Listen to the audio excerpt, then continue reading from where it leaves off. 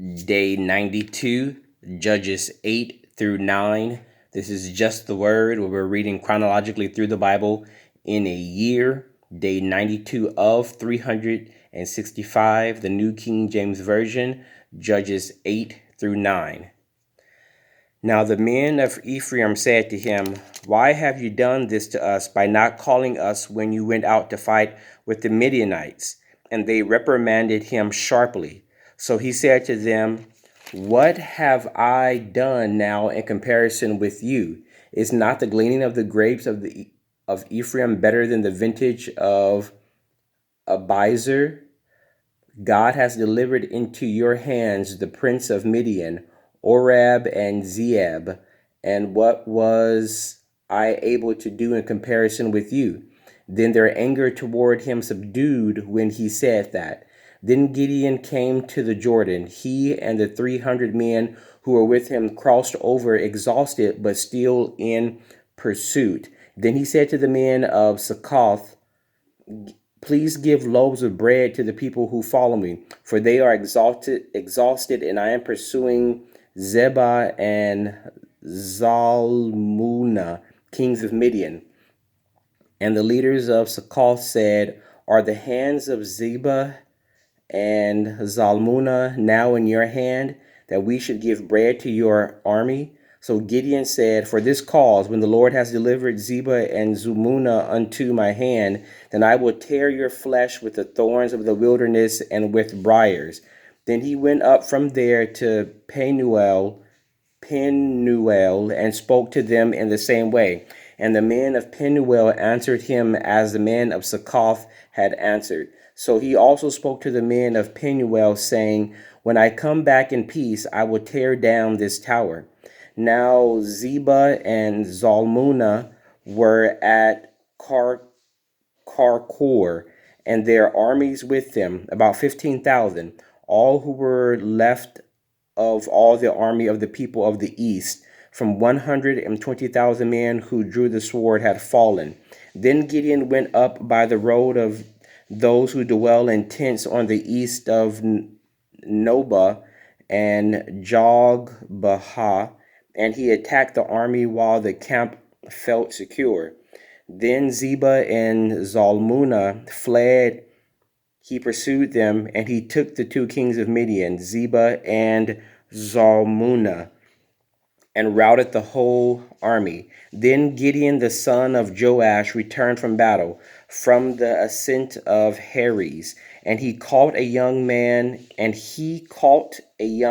of the men of Succoth, and interrogated him. And he wrote down for him the leaders of Succoth and its elders, 77 men. Then he came to the men of Succoth and said, "Here are Zebah and Zalmunna, about whom you ridiculed me, saying, 'Are the hands of Zebah and Zalmunna now in your hands, that we should give bread to your weary men?' And he took the elders of the city, and thorns of the wilderness and briars, and with them he taught the men of Succoth. Then he tore down the towers of Penuel and killed the men of the city. And he said to Zebah and Zalmunna, 'What kind of men were they whom you killed at Tabar?' So they answered, 'As you are, so were they. Each one resembled the son of a king.' Then he said, They were many brothers, the sons of my mother. As the Lord lives, if you had let them live, I would not kill you." And he said to Jether, his firstborn, "Rise, kill them." But the youth would not draw his sword, for he was afraid, because he was still a youth. So Zebah and Zalmunna said, "Rise yourself and kill us, for as a man is, so is his strength." So Gideon arose and killed Zebah and Zalmunna, and took the crescent ornaments that were on their camels' necks.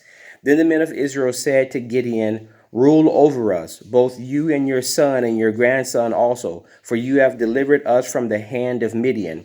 But Gideon said to them, "I will not rule over you, nor shall my son rule over you. The Lord shall rule over you." Then Gideon said to them, "I would like to make a request of you, that each of you would give me the earrings from his plunder, for they had gold earrings, because they were Ishmaelites. So they answered, we will gladly give them. And they spread out a garment, and each man threw into it the earrings from his plunder. Now the weight of the gold earrings that he requested was 1,700 shekels of gold, besides the crescent ornaments, pendants, and purple robes which were on the kings of Midian, and besides the chains that were around their camels' necks. Then Gideon made it into an ephod and set it up in his city, Ophrah, and all Israel played the harlot with it there. It became a snare to Gideon and to his house. Thus Midian was subdued before the children of Israel, so that they lifted their heads no more. And the country was quiet for 40 years in the days of Gideon. Then Jerubbaal, son of Joash, went and dwelt in his own house. Gideon had 70 sons who were his offspring, for he had many wives. And his concubine, who was in Shechem, also bore him a son, whose name he called Abimelech. Now Gideon the son of Joash died at a good old age, and was buried in the tomb of Joash his father in Ophrah of the Abizrites.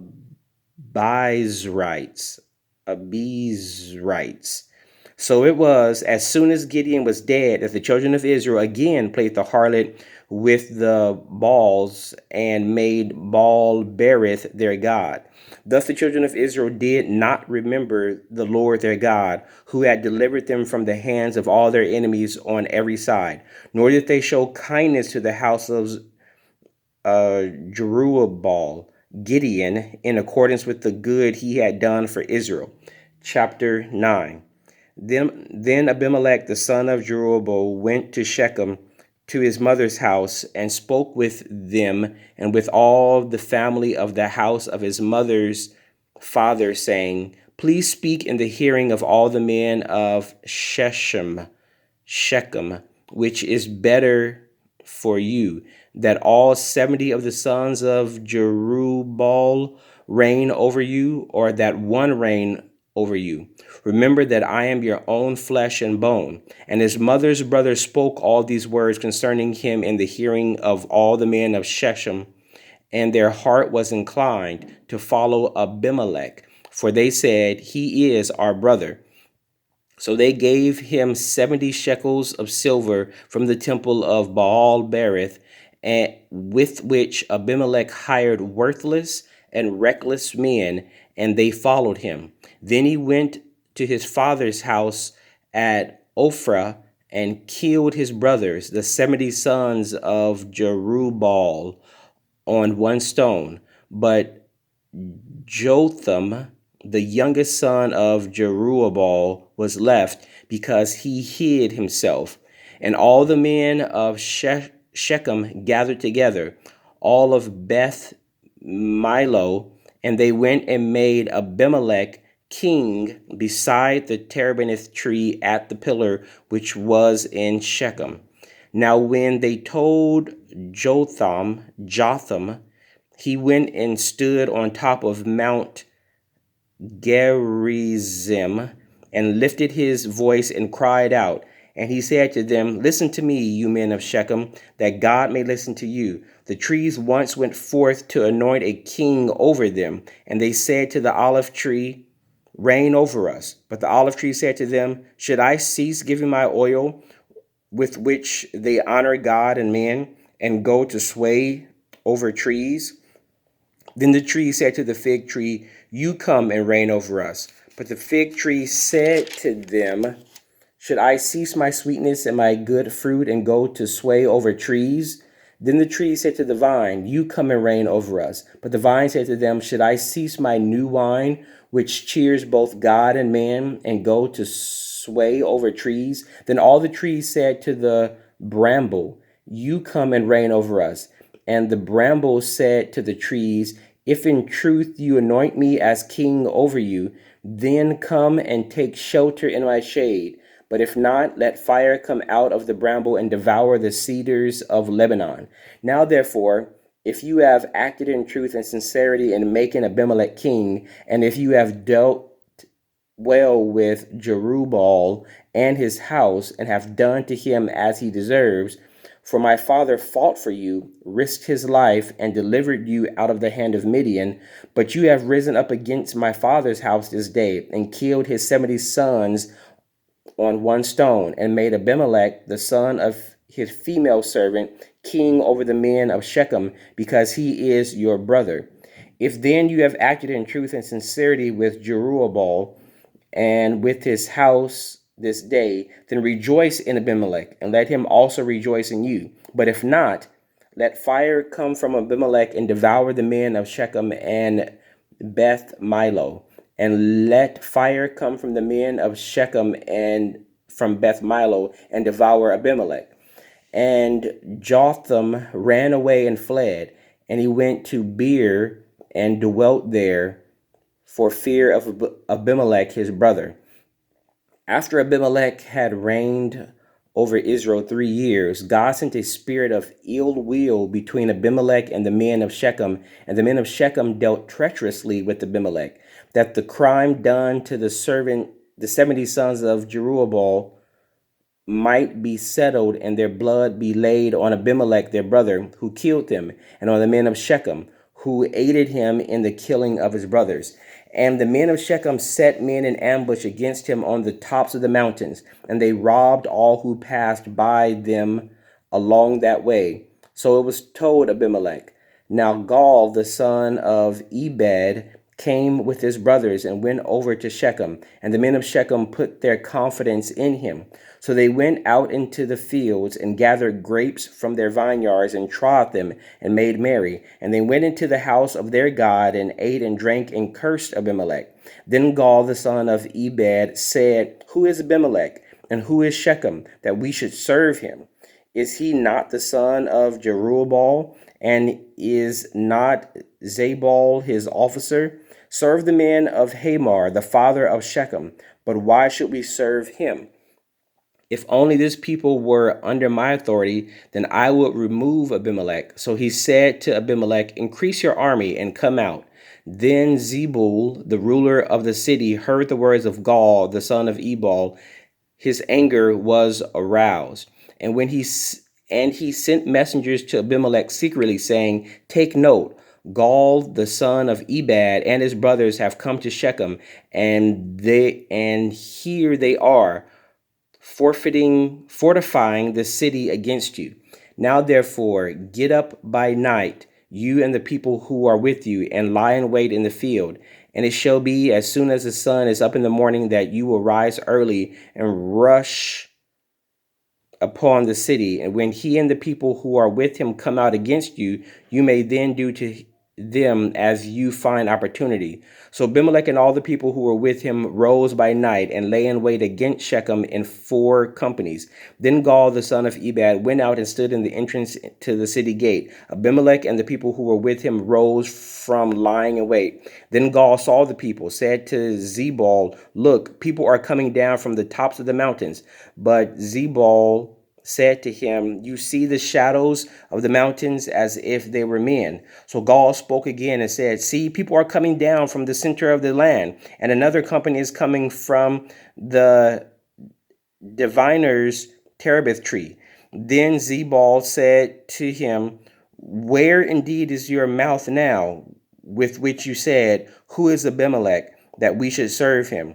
Are not these the people whom you despise? Go out, if you will, and fight with them now. So Gaal went out, leading the men of Shechem, and fought with Abimelech. And Abimelech chased him, and he fled from him, and many fell wounded to the very entrance of the gate. Then Abimelech dwelt at Arumah, and Zebul drove out Gaal and his brothers, so they would not dwell in Shechem. And it came to pass on the next day that the people went out into the field and told Abimelech. So he took his people, divided them into 3 companies, and lay in wait in the field. And he looked, and there were the people coming out of the city, and he rose against them and attacked them. Then Abimelech and the company that was with him rushed forward and stood at the entrance of the gate of the city. And the other two companies rushed upon all who were in the field and killed him. So Abimelech fought against the city all that day, and he took the city and killed the people who were in it, and he demolished the city and sold it with salt. Now, when all the men of the tower of Shechem had heard that, they entered the stronghold of the temple of the god Berith. And it was told Abimelech that all the men of the tower of Shechem were gathered together. Then Abimelech went up to Mount Zalmon, he and all the people who were with him. And Abimelech took an axe in his hand and cut down a bow from the trees and took it and laid it on his shoulders. Then he said to the people who were with him, "What you have seen me do, make haste and do as I have done." So each of the people likewise cut down his own bow and followed Abimelech, put them against the stronghold, and set the stronghold on fire above him, so that all the people of the tower of Shechem died, about 1,000 men and women.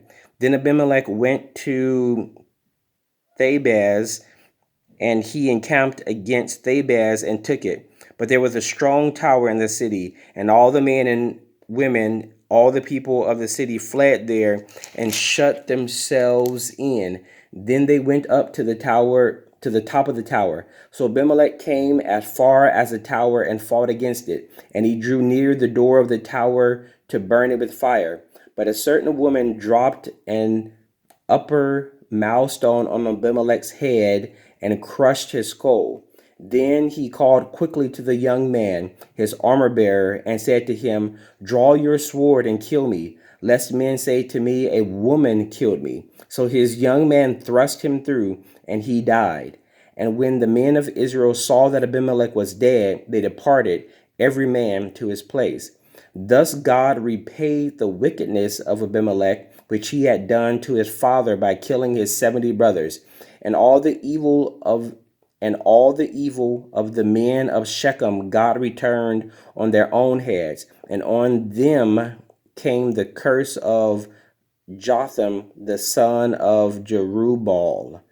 Amen. May the Lord add a blessing to the reading of the word. That was day 92, Judges 8 through 9.